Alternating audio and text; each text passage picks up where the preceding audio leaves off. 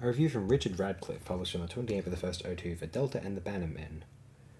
Season 24 was a mystery to me, but not in the same way it was to everyone else.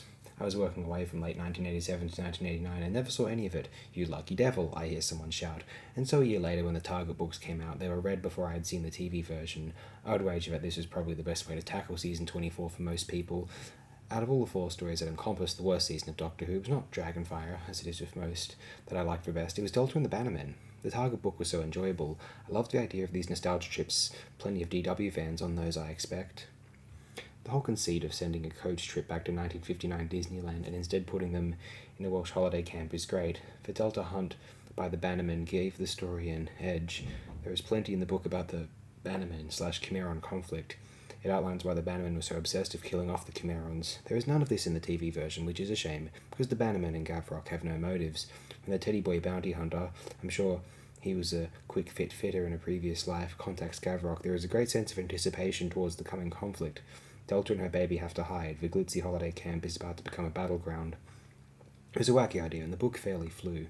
When I read the reviews of the TV story about a year and a half after the original transmission, I was astonished to see the negativism that surrounded it, and this included the novelization.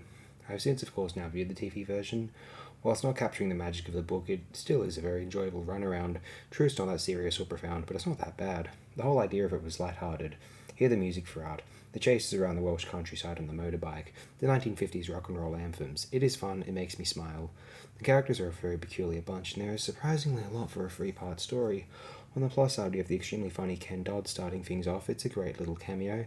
There's Murray, the over-enthusiastic coach driver with a love of rock and roll. There's the villain of the piece, Gavrock, a vicious portrayal by Don Henderson.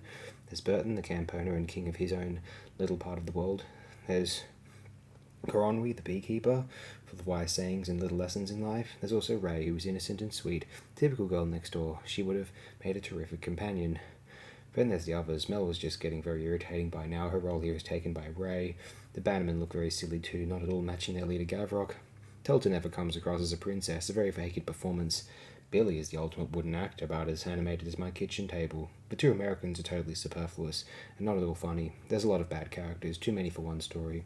Then there's the Doctor. Sylvester McCoy is getting into the swing of things by now. He is still the clown, the slapstick performer on stage, but there is depth to him too. Witness his comforting of Ray. He's a very likeable chap all round. The story benefits as well from its Welsh green countryside setting. Authentic holiday camp creates authentic atmosphere. It's also filmed in the middle of summer, and that's nice to watch in the middle of cold winter.